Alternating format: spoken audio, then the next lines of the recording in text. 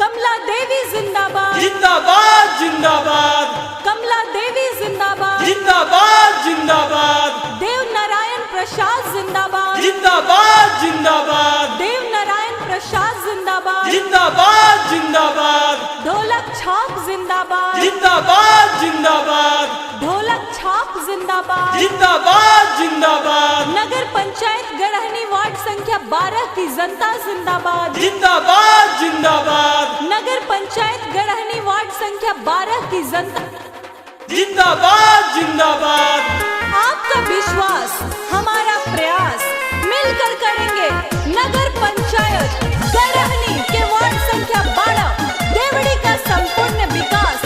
तो इस बार ढोलक छाप पर बटन दबाना है, कमला देवी को वार्ड पार्षद चुनना है, तो भूलना नहीं है ढोलक छाप। बड़ी खुशी बाटे हम बतावो तानी जी, हम बतावो तानी जी ए जी। तो इस बार ढोलक छाप ना भुलाना है।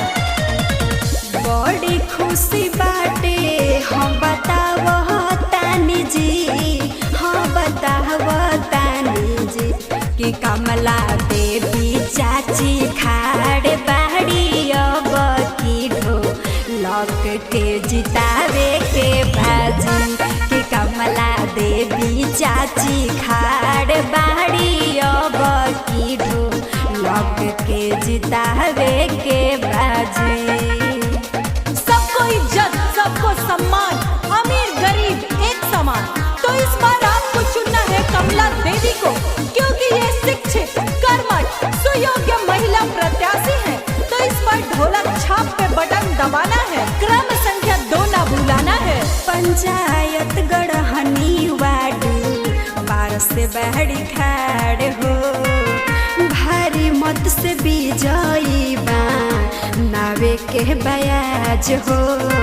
तो आखिर बार ढोलक छाप ना भुलाए के बाद पंचायत गड़हनी वार्ड 12 से बहड़ी खाड़ हो, भारी मत से विजयी बा नावे के बयाज हो। नारायण चाचा के जीतावे के बाजी, नारायण चाचा के जीतावे के बाजी कि कमला देवी चाची खाड़ बाड़ी अब की ढोलक के जितावे के बाजी कि कमला देवी चाची खाड़ बाड़ी अब की ढोलक के जितावे के बाजी। मेरा स्वभाव मेरी पहचान, आपकी बहू आपके द्वार। तो इस बार नगर पंचायत गड़हनी से वार्ड पार्षद पद के लिए आपको चुनना है कमला देवी को, और वार्ड नंबर 12 से जिताना है कमला देवी को।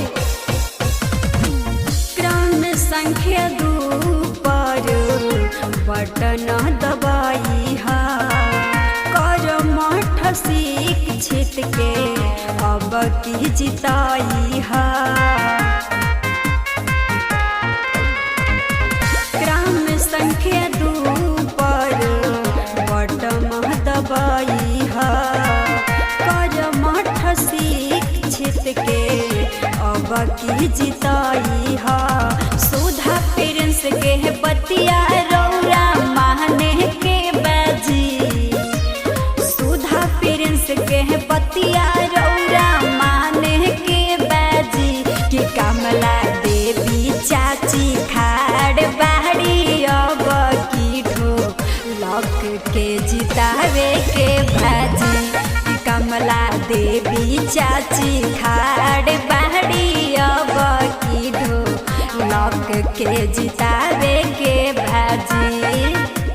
कमला देवी जिंदाबाद जिंदाबाद जिंदाबाद कमला देवी जिंदाबाद जिंदाबाद जिंदाबाद देव नारायण प्रसाद जिंदाबाद जिंदाबाद जिंदाबाद देव नारायण प्रसाद जिंदाबाद जिंदाबाद जिंदाबाद ढोलक छाप जिंदाबाद जिंदाबाद जिंदाबाद ढोलक छाप जिंदाबाद जिंदाबाद जिंदाबाद नगर पंचायत गड़हनी वार्ड संख्या 12 की जनता जिंदाबाद जिंदाबाद जिंदाबाद नगर पंचायत गड़हनी वार्ड संख्या 12 की जनता जिंदाबाद जिंदाबाद